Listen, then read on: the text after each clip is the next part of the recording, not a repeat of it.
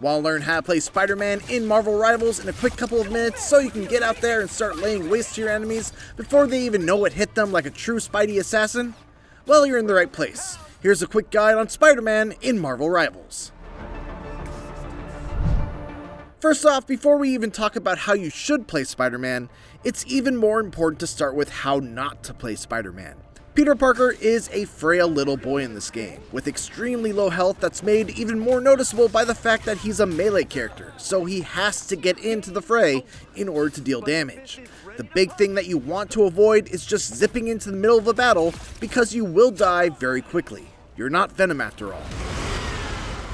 Spider-Man is an assassin-type character, which means that he needs to find opportunities to swoop in, deal big single-target damage to a squishy target, and then get the heck out. Fortunately, his kit is almost entirely devoted to doing just that. Let's start with his web clusters. This is Spider-Man's main ranged weapon, and as far as ranged weapons go, it's not great.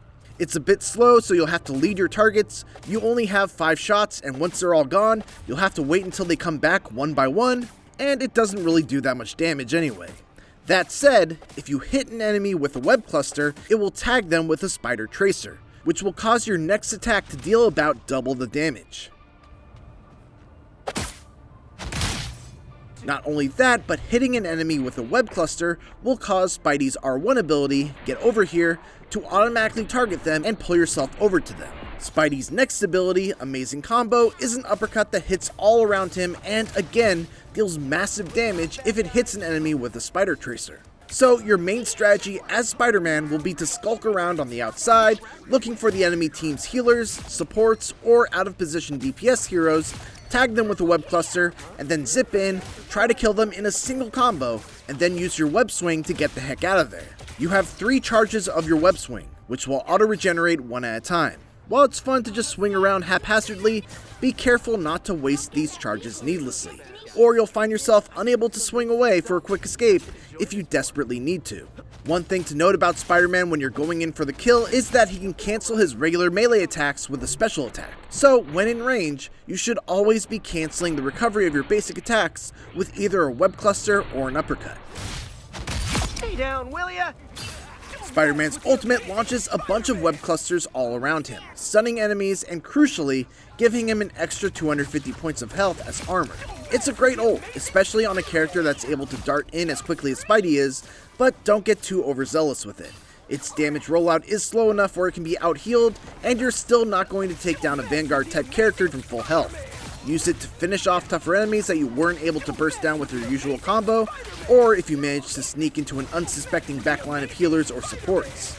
Spider-Man will also get a special ability if he's teamed up with Venom, which gives him a symbiote suit that can explode out into spikes and will knock enemies back. It's a nice tool, especially as a get-off-me kind of ability, but it doesn't make or break the character. You can cancel the move by using a web swing during it, so you don't have to just sit there and wait until it ends. As for other characters Spider-Man synergizes well with, Magneto is a great pick, as Spider-Man can always make use of a shield to make him less squishy when he dives into an engagement, and Storm is a great partner as well due to her ability to increase his damage with her passive buff, which will make it so that he has to land less hits to secure kills. Finally, a couple of characters that you want to look out for as counters to Spider-Man. Namor's turrets are Spider-Man's biggest enemy, as their attacks have perfect accuracy, taking away Spider-Man's greatest asset, his elusiveness. Scarlet Witch is also tough for Spidey to deal with, as she can enter her projection state and become invulnerable for a time, not to mention her basic attack, which doesn't require any aiming. And that's a quick guide on how to use Spider-Man in Marvel Rivals. Thanks for watching, and for more Marvel Rivals tips and tricks, make sure to watch our guides on how to play Iron Man and Star-Lord. And for everything else, keep it here on IGN.